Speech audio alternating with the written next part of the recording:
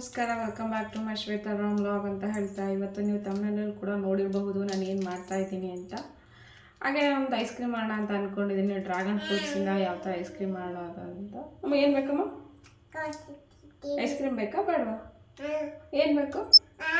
ಏನು ಬೇಕು ಹೇಳು? ಐಸ್ ಕ್ರೀಮ್ ಬೇಕಾ? ಐಸ್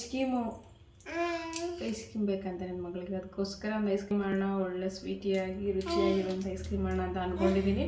ನೋಡೋಣ ಬನ್ನಿ ನಾನು ಹೇಗೆ ಮಾಡ್ತೀನಿ, ಯಾವ ಥರ ಮಾಡ್ತೀನಿ ಅಂತ ನಿಮ್ಗೆ ಕೂಡ ನೋಡಿ. ಈಗ ಫಸ್ಟ್ ಹಾಲು ಕಾಯಿಸ್ಕೊತಾ ಇದ್ದೀನಿ. ನಾನು ಚಿಕ್ಕ ಗ್ಲಾಸಲ್ಲಿ 4 ಗ್ಲಾಸ್ ಹಾಲನ್ನ ತೊಗೊಂಡಿದ್ದೀನಿ.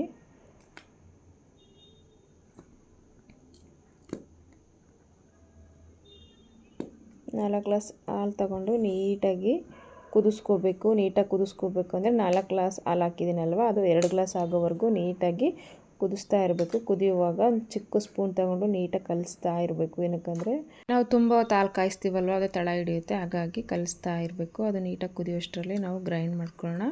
ನಾನೀಗ ಒಂದು medium size dragon fruits cut ಮಾಡಿ ಇಟ್ಕೊಂಡಿದ್ದೀನಿ. ಅದನ್ನು ಮಿಕ್ಸಿ ಜಾರ್ಗೆ ಹಾಕ್ಕೊಂಡು ಗ್ರೈಂಡ್ ಮಾಡ್ಕೊಳ್ಳೋಣ. ಇದೇ ಅಂತಲ್ಲ, ನೀವು ಯಾವ ಫ್ರೂಟ್ ತೊಗೊಂಡಾದರೂ ಮಾಡ್ಕೋಬಹುದು, ತುಂಬಾ ಚೆನ್ನಾಗಿರುತ್ತೆ. ನೋಡಿ ಈಗ ಹಾಲು ಕೂಡ ಚೆನ್ನಾಗಿ ಕಾದಿದೆ. ಹಾಲು ಕಾದ್ಮೇಲೆ ಒಂದು ಅರ್ಧ ಗಂಟೆ ತಣ್ಣಗೆ ಹಾಕಿಬಿಡಬೇಕು. ನಾವು ಹಾಲನ್ನ ತುಂಬ ಹೊತ್ತು ಬಿಸಿ ಮಾಡ್ತೀವಲ್ವ, ಐಸ್ ಕ್ರೀಮ್ ತುಂಬಾ ಚೆನ್ನಾಗಿ ಬರುತ್ತೆ, ಕ್ರೀಮಿಯಾಗಿ ತುಂಬಾ ರುಚಿಯಾಗಿರುತ್ತೆ. ಹಾಗಾಗಿ ಹಾಲನ್ನ ಕೂಡ ನೀಟಾಗಿ ಕಾಯಿಸ್ಕೋಬೇಕು. ನೋಡಿ ಹಾಲು ಕೂಡ ತಣ್ಣಗಾಗಿದೆ. ನಾನೀಗ ಗ್ರೈಂಡ್ ಮಾಡಿಟ್ಕೊಂಡಿರೋ ಅಂಥ ಜ್ಯೂಸ್ಗೆ ನಾನು ಕಾಯಿಸಿಟ್ಕೊಂಡಿರೋ ಹಾಲನ್ನ ಹಾಕೋತಾ ಇದ್ದೀನಿ. ಹಾಗೆ ಒಂದು ಅರ್ಧ ಕಪ್ಪಷ್ಟು ಮಿಲ್ಕ್ ಪೌಡರ್ ತೊಗೊಂಡಿದ್ದೀನಿ. ಮಿಲ್ಕ್ ಪೌಡರ್ ಹಾಕಿದರೆ ತುಂಬಾ ರುಚಿಯಾಗಿರುತ್ತೆ, ಟೇಸ್ಟಿಯಾಗಿರುತ್ತೆ. ಹಾಗಾಗಿ ಮಿಲ್ಕ್ ಪೌಡರ್ ಹಾಕ್ತಾಯಿದ್ದೀನಿ. ಮನೆಯಲ್ಲಿರೋ ಪದಾರ್ಥಗಳನ್ನ ಯೂಸ್ ಮಾಡೋದ್ರಿಂದ ತುಂಬಾ ಹೆಲ್ತಿಯಾಗಿರುತ್ತೆ. ಹಾಗಾಗಿ ನಾನು ಅದನ್ನೇ ಯೂಸ್ ಮಾಡಿಕೊಂಡು ಮಾಡ್ತಾಯಿದ್ದೀನಿ. ನೋಡಿ ನಾನೀಗ ಅರ್ಧ ಕಪ್ ಶುಗರ್ನ ತೊಗೊಂಡಿದ್ದೀನಿ. ಸ್ವೀಟು ಸ್ವಲ್ಪ ಕಮ್ಮಿ ಇದೆ ಹಣ್ಣು, ಹಾಗಾಗಿ ಶುಗರ್ನ ತೊಗೊಂಡಿದ್ದೀನಿ. ನೀವು ನೋಡಿ ನಿಮಗೆ ಎಷ್ಟು ಬೇಕೋ ಅಷ್ಟನ್ನ ಹಾಕ್ಕೋಬೋದು. ನನಗೆ 1 ಸ್ಪೂನ್ ಮೈದಾನ ಹಾಕ್ಕೋತಾ ಇದ್ದೀನಿ. ಹಾಕ್ಕೊಂಡು ನೀಟಾಗಿ ಗ್ರೈಂಡ್ ಮಾಡ್ಕೊಳ್ಳೋಣ. ನೋಡಿ ಗ್ರೈಂಡ್ ಆಗಿದೆ. ನಾನೀಗ ಒಂದು ಬಾಕ್ಸ್ ತೊಗೊಂಡಿದ್ದೀನಿ ಪ್ಲಾಸ್ಟಿಕ್ದು, ನೀವು ಯಾವುದಾದ್ರೂ ಯೂಸ್ ಮಾಡ್ಕೋಬಹುದು. ಹಾಕ್ಕೊಂಡು ನೀಟಾಗಿ ಹಾಕೋತಾ ಇದ್ದೀನಿ. ನೋಡಿ ಎಷ್ಟು ಮೈಲ್ಡಾಗಿ ಬಂದಿದೆ ಅಂತ. ಹಾಕ್ಕೊಂಡು ಕ್ಲೋಸ್ ಮಾಡಿಬಿಟ್ಟು ಒಂದು 2 ಅವರ್ಸು ಫ್ರೀಸ್ ಮಾಡೋಣ.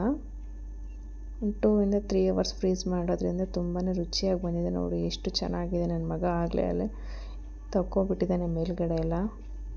ನೋಡಿ ಎಷ್ಟು ಚೆನ್ನಾಗಿ ಬಂದಿದೆ ಐಸ್ ಕ್ರೀಮ್ ಅಂತ. ತುಂಬಾ ರುಚಿಯಾಗಿರುತ್ತೆ.